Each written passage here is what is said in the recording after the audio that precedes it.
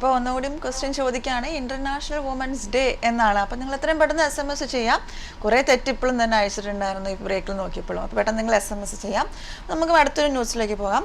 പിള്ള പുറത്താകില്ല എന്നുകൊണ്ടൊരു ന്യൂസാണ്. ബാർക്കോഴ ആരോപണവുമായി ബന്ധപ്പെട്ട് KM മാണിക്കെതിരെ രംഗത്തു വന്ന കേരള കോൺഗ്രസ് B നേതാവ് R ബാലകൃഷ്ണപിള്ളയെ തൽക്കാലം UDF-ൽ നിന്ന് പുറത്താക്കേണ്ടെന്ന് ധാരണ. എന്ത് നടപടിയാണ് സ്വീകരിക്കേണ്ടതെന്ന കാര്യത്തിൽ നേതാക്കൾ രണ്ട് തട്ടിലാണ്. കടുത്ത നടപടികൾ ഇപ്പോൾ വേണ്ടെന്നാണ് പൊതുവികാരം. വെറുതെ വിടരുതെന്ന അഭിപ്രായമുള്ളവരും നേതൃത്വത്തിലുണ്ട് എന്നൊരു ന്യൂസുണ്ട്. കൂടെ തന്നെ ഒരു ന്യൂസ്, രാജിയില്ല, ബജറ്റ് അവതരിപ്പിക്കും മാണി. തിരുവനന്തപുരം UDF-ൽ ഉണ്ടെങ്കിൽ താൻ തന്നെ ബജറ്റ് അവതരിപ്പിക്കുമെന്ന് മന്ത്രി KM മാണി. തനിക്കെതിരായ ശബ്ദരേഖകൾ കൃത്രിമമായി സൃഷ്ടിക്കപ്പെട്ടതാണ്. ആരോപണങ്ങൾക്ക് പിന്നിലെ രാഷ്ട്രീയ ഗൂഢാലോചന പുറത്തു പറയേണ്ട സമയത്ത് വെളിപ്പെടുത്തും എന്നൊരു ന്യൂസാണ്. അതിൻ്റെ കൂടെ തന്നെ പിള്ളയെ പിന്തുണച്ച് പിണറായിയും VS-ഉം എന്നൊരു ന്യൂസുണ്ട്.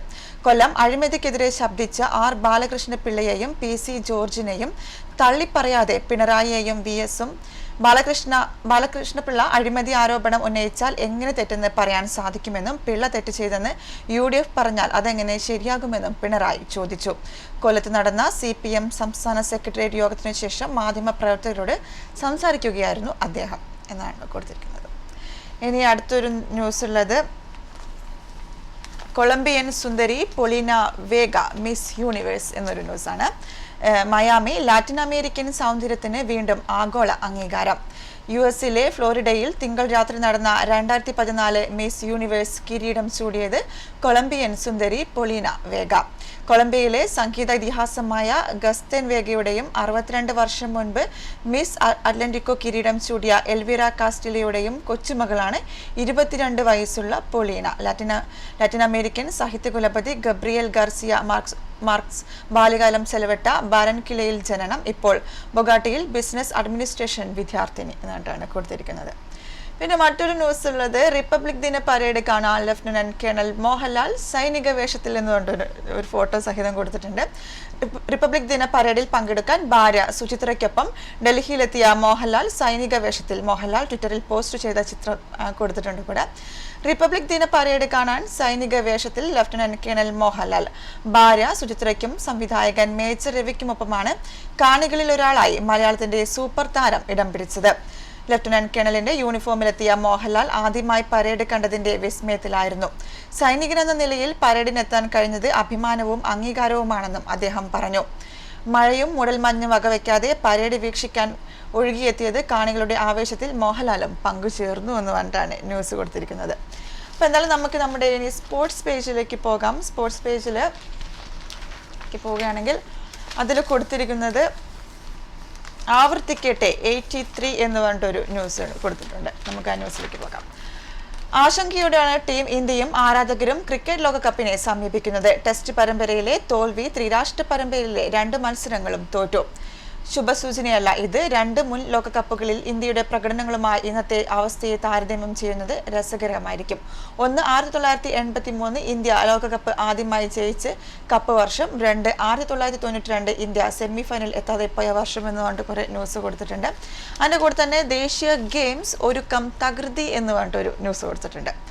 തിരുവനന്തപുരം ദേശീയ ഗെയിംസിനായുള്ള കളിക്കളങ്ങൾ തുറന്നു തുടങ്ങി. ഉദ്ഘാടന സമാപന മത്സരങ്ങൾ നടക്കുന്ന കഴക്കൂട്ടം കാര്യവട്ടത്തെ ഗ്രീൻഫീൽഡ് സ്റ്റേഡിയം മുഖ്യമന്ത്രി ഉമ്മൻചാണ്ടി ഉദ്ഘാടനം ചെയ്യും. ജനുവരി 31 ഉദ്ഘാടന സമ്മേളനവും ഫെബ്രുവരി 14 സമാപന സമ്മേളനവും നടക്കുന്നത് ഗ്രീൻഫീൽഡ് സ്റ്റേഡിയത്തിലാണ് എന്ന് പറഞ്ഞിട്ടാണ് ന്യൂസ് കൊടുത്തിരിക്കുന്നത്. അപ്പോൾ എന്തായാലും നമുക്ക് അടുത്തൊരു സോങ്ങിലേക്ക് പോകാം. അതിന് മുമ്പ് ഞാൻ വീണ്ടും ക്വസ്റ്റ്യൻ ഒന്നുകൂടി ഓർമ്മപ്പെടുത്തുകയാണ്. ഇന്റർനാഷണൽ വുമൻസ് ഡേ എന്നതാണ് ക്വസ്റ്റ്യൻ. അപ്പോൾ നിങ്ങൾ എത്രയും പെട്ടെന്ന് SMS ചെയ്യാം. അപ്പോൾ നമ്മൾ മാള അരവിന്ദൻ്റെ മരണത്തെക്കുറിച്ചുള്ള ഒരു ന്യൂസ് നമ്മൾ വായിച്ചിട്ടുണ്ടായിരുന്നു. അദ്ദേഹം 1976 സിന്ദൂരം എന്ന ചിത്രത്തിലൂടെയാണ് സിനിമയിലെത്തുന്നത്. അതിൽ മികച്ച നടനുള്ള സംസ്ഥാന അവാർഡ് നേടി.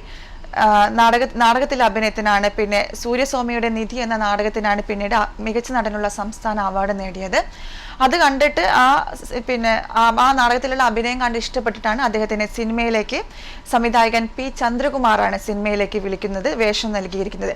പിന്നീട് അദ്ദേഹത്തിന് മാളാരവിന്ദൻ എന്ന് പറയുമ്പോൾ തന്നെ നമുക്ക് അദ്ദേഹത്തിന്റെ പെട്ടെന്ന് ഓർമ്മ വരുന്നത് ഒരു നീട്ടിയും കുറുക്കിയോ ഒരു ഒരു ചിരിയൊക്കെ ഉള്ള ഒരു ഇതാണ് നമുക്ക് എപ്പോഴും ഒരു സംഭാഷണമാണ് നമ്മളെ മാളാരവിന്ദൻ എന്ന് പറയുമ്പോൾ ഓർമ്മ വരുന്നത് അല്ലേ. അത് തന്നെയായിരുന്നു മാളയുടെ പ്ലസ് പോയിന്റും. അതിനുശേഷം 80കളിലാണ് മാള തരംഗം എന്ന് തന്നെ ഒരുപാട് മാള സിനിമകൾ ഉണ്ടായിട്ടുണ്ടായിരുന്നു. മലയാള സിനിമയിൽ മാള തരംഗം ഉണ്ടായിട്ടുണ്ട്. പിന്നെ മമ്മൂട്ടി മാള, മോഹൻലാൽ മാള, അങ്ങനെ ഒരു ടീമായിട്ട് നിരവധി മോഹൻലാലിന്റെ കൂടെയും മമ്മൂട്ടിയുടെ കൂടെയും നിരവധി സിനിമകൾ ചെയ്തു. പിന്നീട് ലാസ്റ്റ് അഭിനയിച്ചത് 2013 പുറത്തിറങ്ങിയ ഗോഡ് ഫോർ സെയിലാണ് റിലീസ് ചെയ്ത അവസാന ചിത്രം. ഒരുപാട് സിനിമകൾ, അഗ്നിദേവൻ, ആളൊരുങ്ങി, അരങ്ങൊരുങ്ങി, പൂച്ചക്കൊരു മൂക്കുത്തി, വെങ്കലം, ഉപ്പുകണ്ടം ബ്രദേഴ്സ്, ഭൂതക്കണ്ണാടി, ജോക്കർ, അങ്ങനെ ഒരുപാട് സിനിമയിൽ മാള അരവിന്ദൻ അഭിനയിച്ചിട്ടുണ്ട്. എന്തായാലും മലയാള സിനിമയുടെ ഒരു തീരാ നഷ്ടം എന്ന് തന്നെ നമുക്ക് മാള അരവിന്ദനെ വിശേഷിപ്പിക്കാം. എന്തായാലും നമുക്ക് അടുത്ത സോങ് മാള അരവിന്ദൻ ഭൂതക്കണ്ണാടി എന്ന സിനിമയിൽ ഒരു അഭിനയിച്ച നല്ലൊരു സോങ് ആണ് വരാൻ പോകുന്നത്. നമുക്ക് കണ്ടിട്ട് വരാം.